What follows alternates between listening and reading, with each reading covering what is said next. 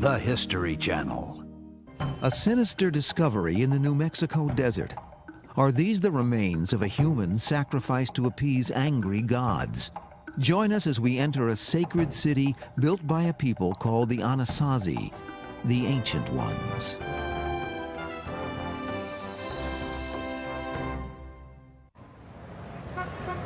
Today, most of the world's population lives in cities, surrounded by a man-made environment.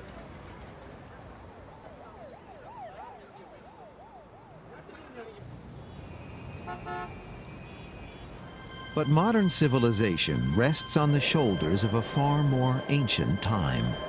A time that speaks to us only through weather-beaten ruins and legends handed down from generation to generation.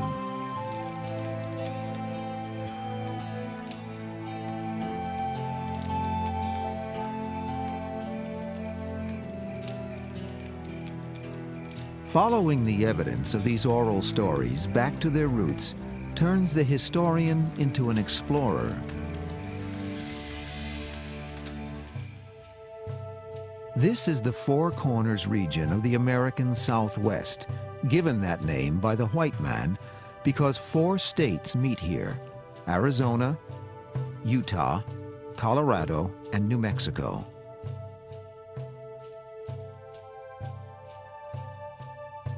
But to the native people, this is the land of the Anasazi, the Ancient Ones.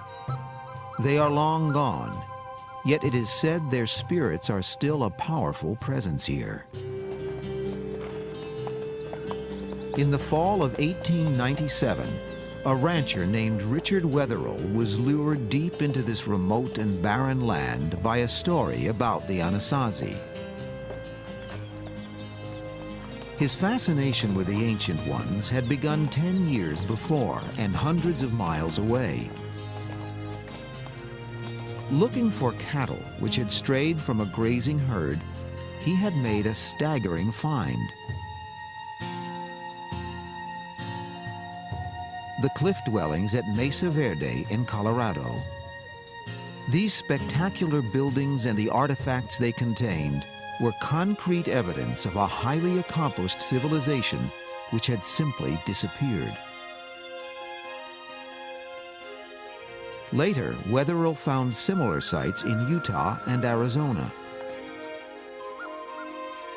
But all these places were, so the legend said, dwarfed by something far more spectacular. Wetherill was looking for a fabled city, older, bigger, and richer than anything found so far. He had no maps, no specific directions, just the stories and a Navajo guide he hoped he could trust.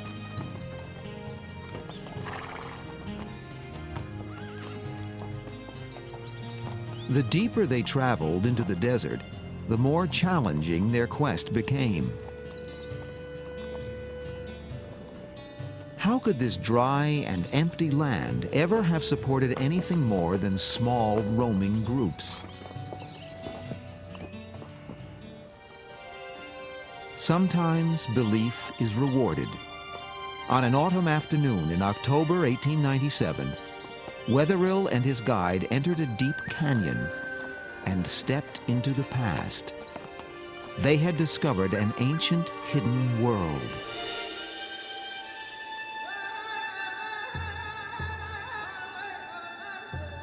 They had found themselves surrounded by buildings the likes of which they had never seen, never imagined possible in this land.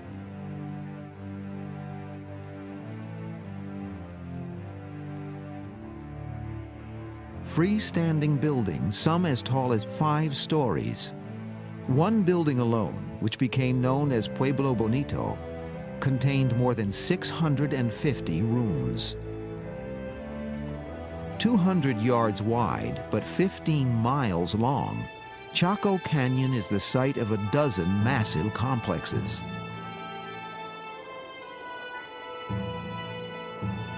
They include over 300 enormous, perfectly round pits. What was their purpose? walls are covered with mysterious paintings, carvings, signs, and symbols. What do they mean? What extraordinary stories do they tell? Nothing found before or after in all of North America equals or even rivals Chaco.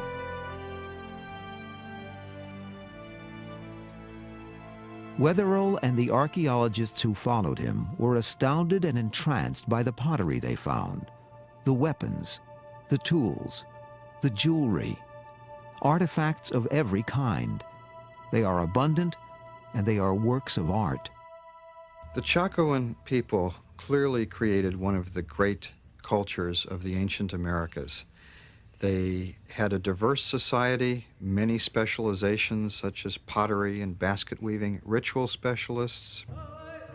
We already know enough about these people to know that one of the special things about the Chacoan phenomenon is that they created a brilliant civilization of art and all the things that go with it.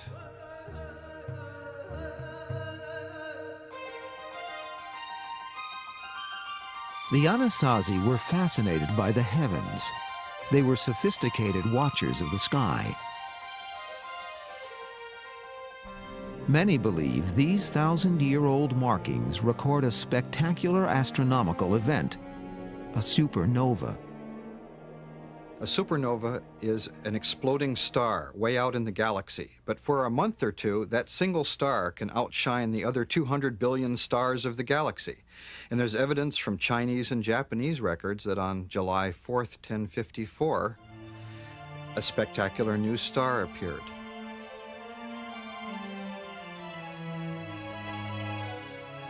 The crescent moon indicates the supernova's position in the sky. The handprint marks it as a sacred site.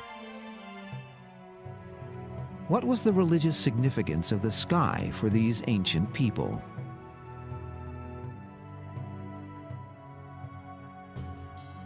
Wetherill also made a grisly and disturbing discovery. In a small room, he uncovered a mass grave containing 14 skeletons. Each is covered with exquisite turquoise jewelry. One of the figures is draped with more than 4,000 pieces of the semi-precious stone. He is almost certainly a man of high-ranking status.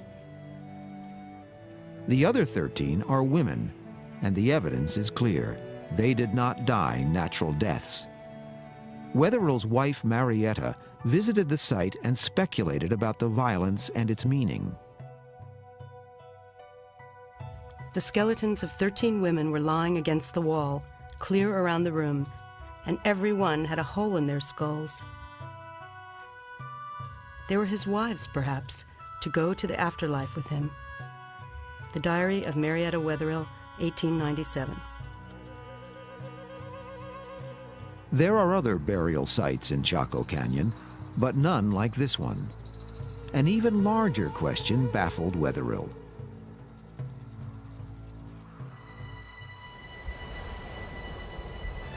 "20 million years ago, Chaco Canyon lay beneath a great inland sea. But when the water receded, only a dry and desolate desert remained." Mesopotamia, Egypt, a number of others, China. All of those are complex societies founded in a very arid region. But the key to those places is they have major river systems. We just don't have the water here. Water is critical. Without a great body of water to support it, how had this civilization flourished? Why did the ancient ones build here at all?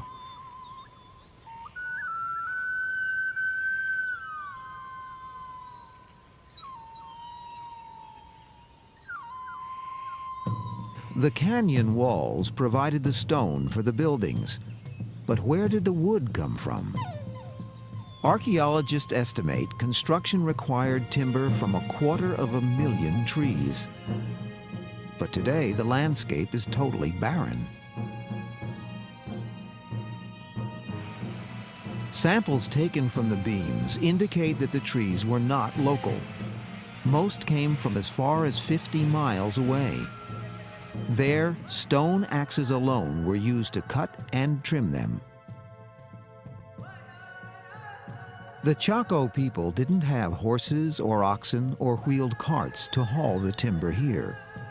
Archaeologists have calculated that the Anasazi were only here from about 900 to 1250 AD. Yet with ingenuity and determination, they mastered their environment to create magnificent monuments of wood and stone. Above all, the Anasazi lived in harmony with the landscape. In their stories, the land itself was seen as holy. Yet there is no question that the people who once lived at one with this land are long gone. What happened to them? Did some single terrible calamity drive them from their city? Where did they go? A snake may seem an object of horror and fear, but for Native Americans, snakes can have a magical power. In 1925, a photographer was permitted to enter a Hopi Indian settlement in northern Arizona. It was a rare opportunity to capture something never filmed before or since. Rites little changed since the days of the ancient ones.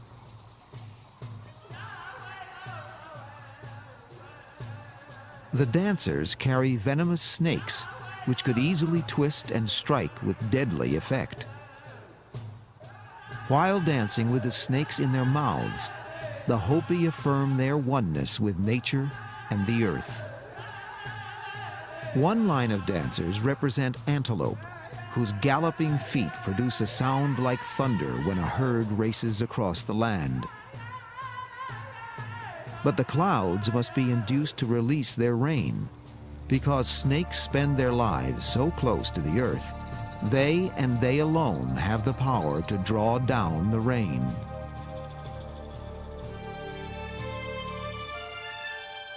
Rain is the key that unlocks one of Chaco's greatest riddles. The Anasazi were a wandering people, nomads who lived off the land. Then 1,000 years ago, they stopped wandering and began building here in this parched and barren land. Why? The puzzle was solved by a new scientific technique, dendrochronology, the study of the tree rings in the timber used at Chaco. They provided a startling revelation. About 1,000 years ago, the weather changed. An era of record rains began.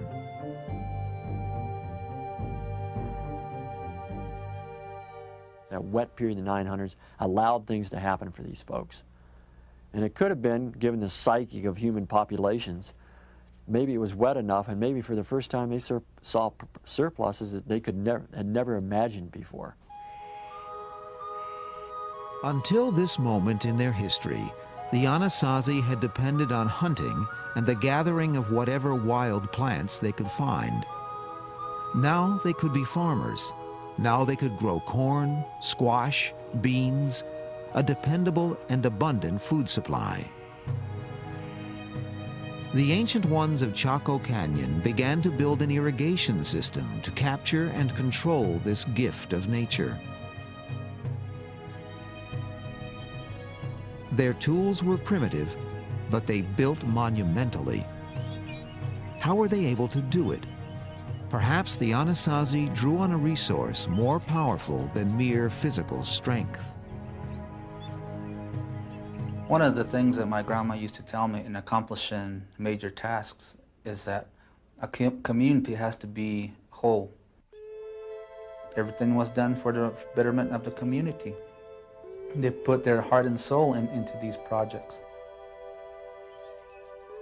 I feel that there was a lot of the spirits and the guidance from a higher being. There was such a high level of spirituality in Chaco at the time.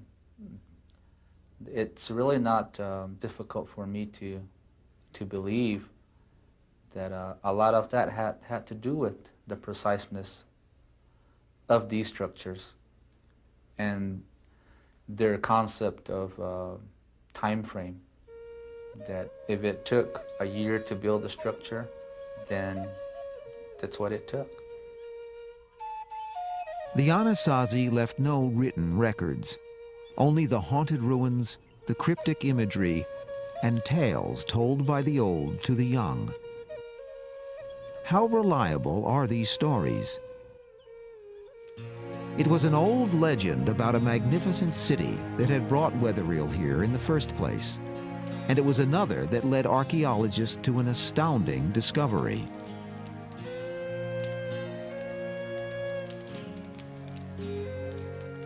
It was said that the ancient ones had an immense road system.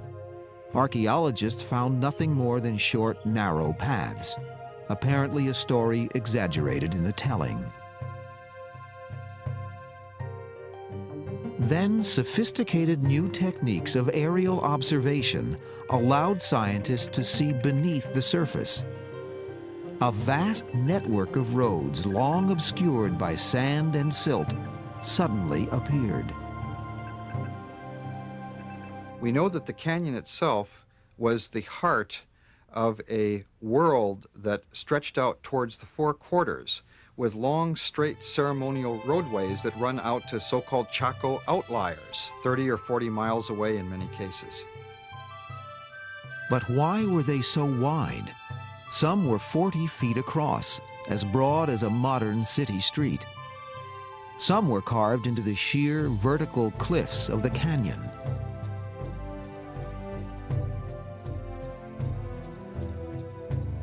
As excavations proceeded, archaeologists began to wonder what kind of city they had uncovered. With so many structures, why were so few bodies buried here? Only about 700 skeletons have been discovered, most of them inside the smaller houses.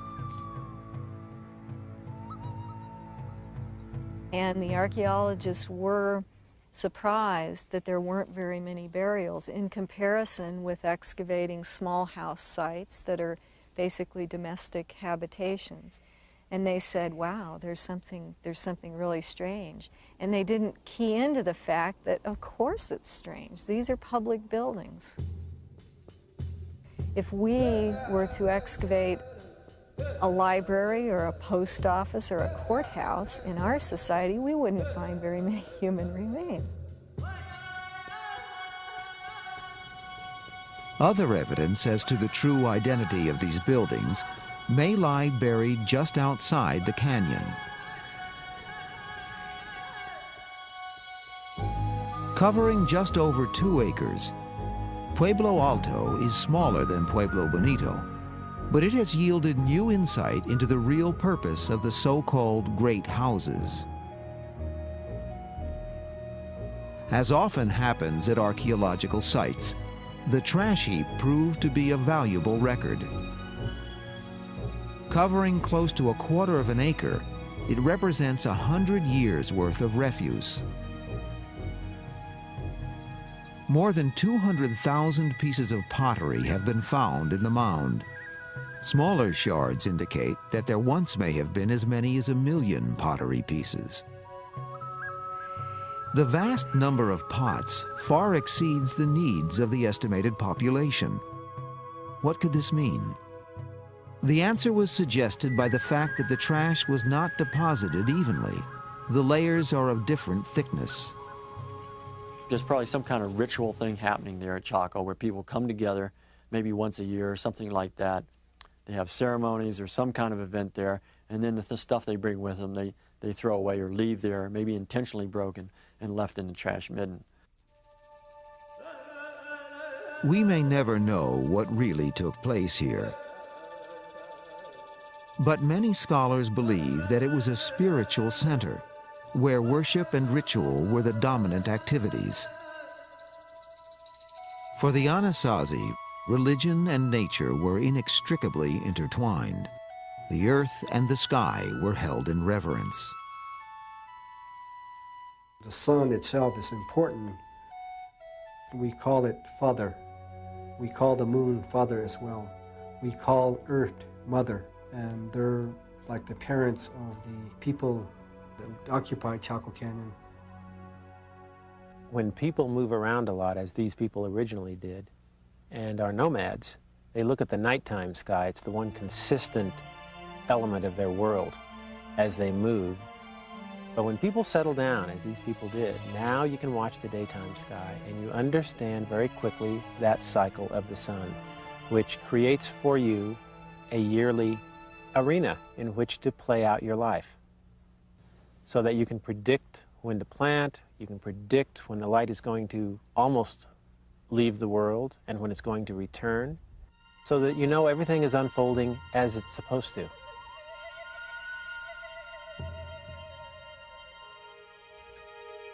Of the many images at Chaco, none appears more frequently than the spiral. Some are tightly coiled, others loosely drawn, but all seem to be essential elements of a profound system giving spiritual meaning to the physical world.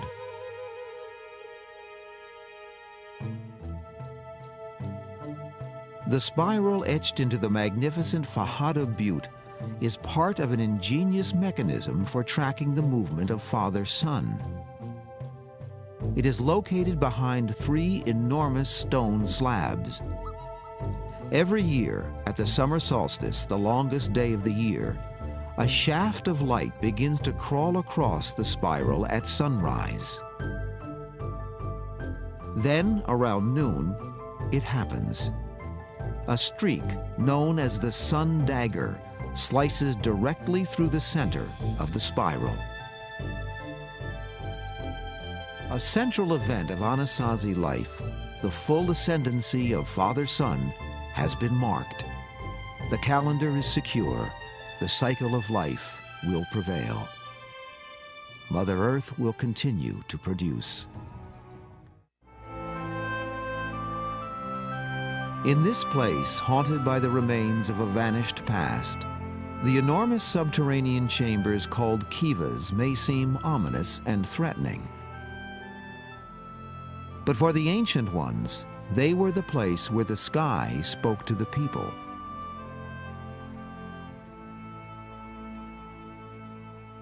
In Anasazi architecture, at Chaco Canyon, for example, many of the great kivas particularly reflect their knowledge of astronomy. And we think the circular shape reflects the view of the heavens as almost the bowl of the night sky. We also think that certain windows existed to let the sunlight in the mornings and in the evenings and shine on the wall and produce a kind of a dance or pattern that they can interpret and monitor the annual cycle. Of all the kivas, the one called Casa Rinconada is the largest and most elaborate. It is also the most intact. The roofs and upper structures of most kivas have long since collapsed. At Casa Rinconada, it is still possible to experience the dance of the sun once a year.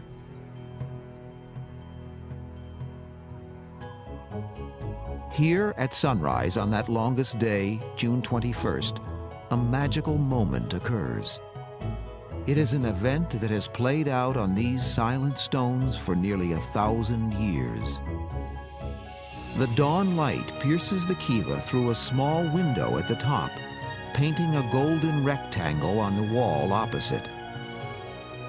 Slowly, the shaft of light crawls along the stony face to illuminate one niche that receives no light at any other time of the year.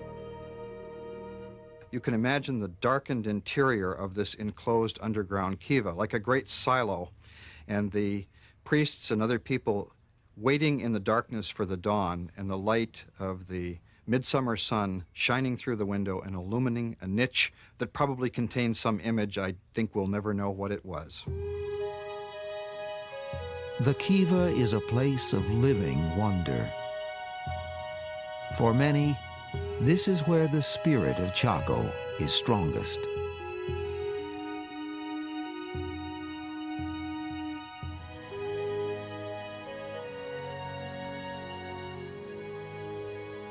For 250 years, a civilization flourished here.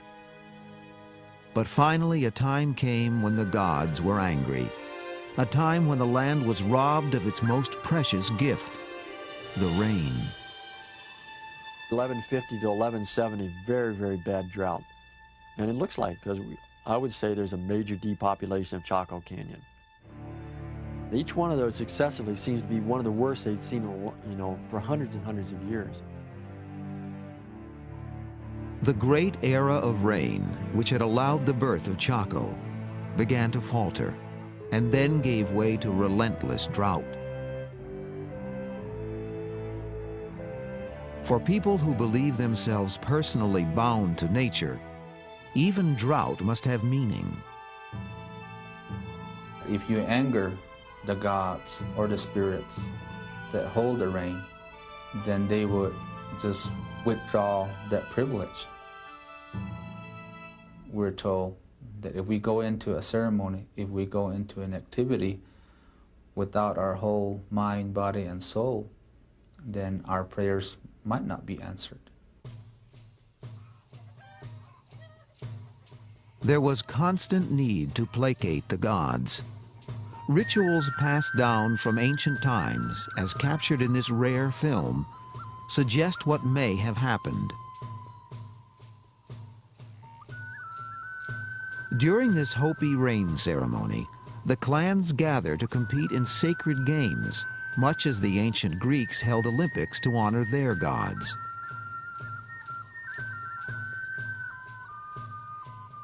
Members of the Snake and Antelope clans race barefoot across the desert and up the mesa. When they finish the grueling race, the runners are rewarded with a jar of water.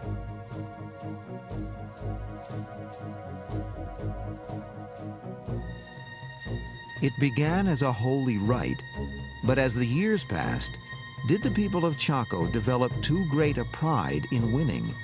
Did they lose their connection with the spirit world? It's almost impossible for the mass to make that connection. But if one individual within that mass can make that connection, then because of that one individual, nobody knows who that individual is. But if one individual can make that true connection, then the spirits that reward such efforts will reward the Pueblo with rain. Could it be that a holy man of the Ancient Ones failed in his duty?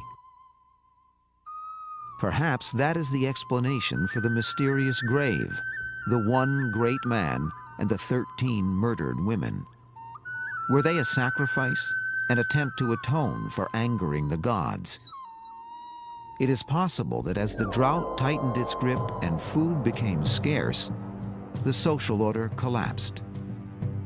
Could this have precipitated murder?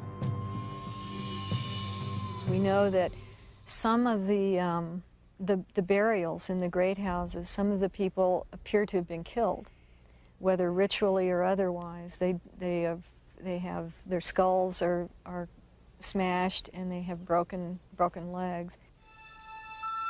The precise sequence of events is lost, but it is certain that the rains failed, the crops withered, and slowly over time, the people left Chaco Canyon. It could no longer sustain them. The Anasazi, the Ancient Ones, were forced to leave their paradise.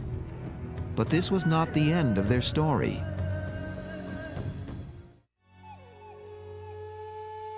To many Native Americans who live near Chaco, pictures on the canyon walls called anthropomorphs are records of the distant past.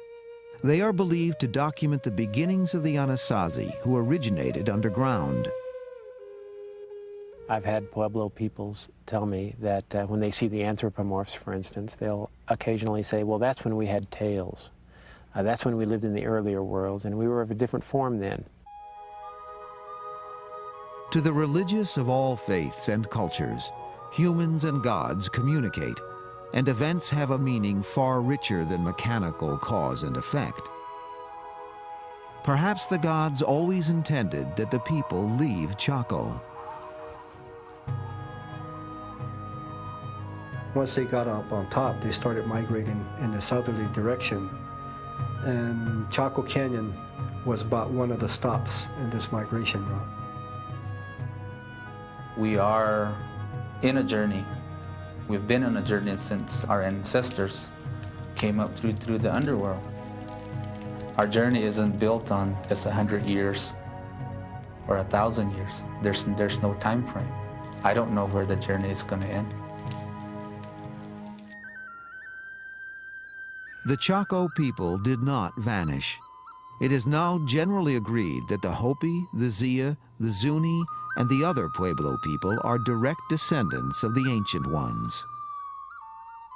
The Navajo may not be.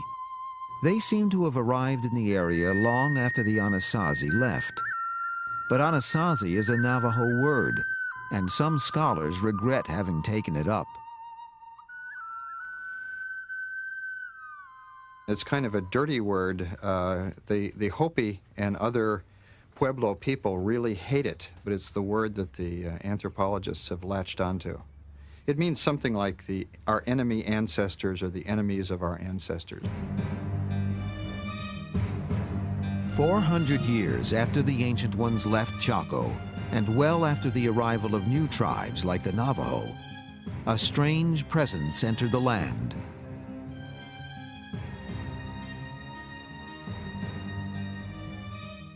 Pale men with beards riding large beasts never seen before.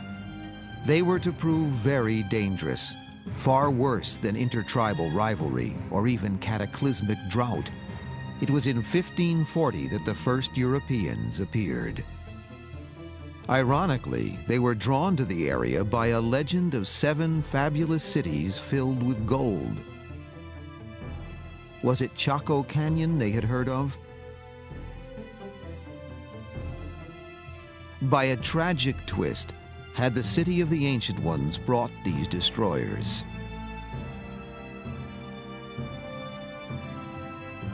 Treasure drew them, but also a burning zeal to save souls. The Indians were to be rescued from their pagan ways, by force, if necessary.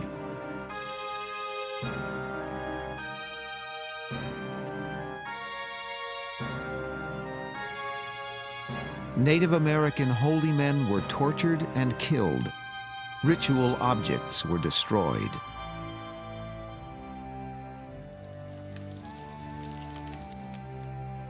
Native Americans were enslaved to build missions and to do other work for the white men. And there was worse, for the Europeans brought disease from their world. The Native Americans had no immunity against the scourge of smallpox and other epidemics. Plagues ravaged them, almost wiping them out.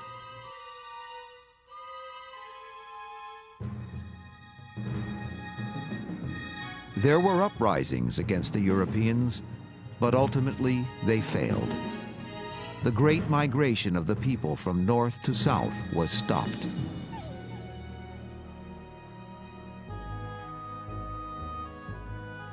Among the oddest and most destructive of the ideas brought by the white man was that land could be owned, that men could make claims on Mother Earth.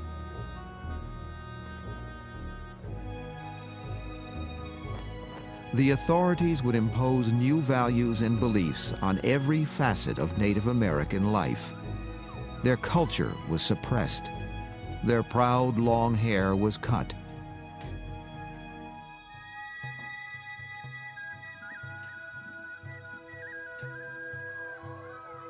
It seemed as though the old ways would be lost, ties broken with the Ancient Ones.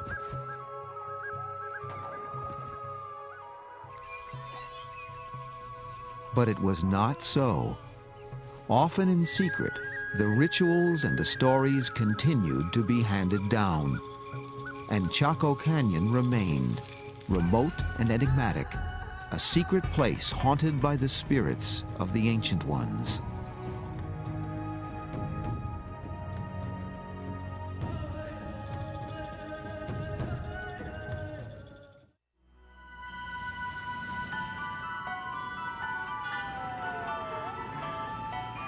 We live now by the clock. Hours and minutes dominate, not the position of the sun and the stars. Modern life has torn the web connecting us with nature. Gentle, deep rhythms of life so long observed are now ignored.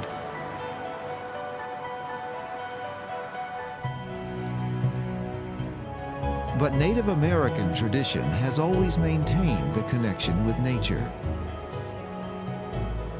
If you're going to go hunting, you have hunting spirits. If you're dancing for rain, you have spirits that assist you in making those things happen. If you're going to compose a song, it's not something that you as an individual were able to compose. It's the spirits giving you the ideas to be able to compose the song. For the descendants of the Anasazi, Chaco Canyon is a place where that timeless connection with nature endures. For modern scientists, on the other hand, Chaco Canyon remains an intriguing detective story. Why were its roads 40 feet wide? How was the timber from 250,000 trees brought here by people lacking horses or oxen or carts? What is the meaning of the sacrifice of the 13 women? Why is there so much evidence of violence in what otherwise seems to have been a peaceful world? The search for answers to these and other historical puzzles requires the digging up of graves and other sacred sites. But for many Native Americans, this is sacrilege. We go to those locations. We ask permission to be there on site.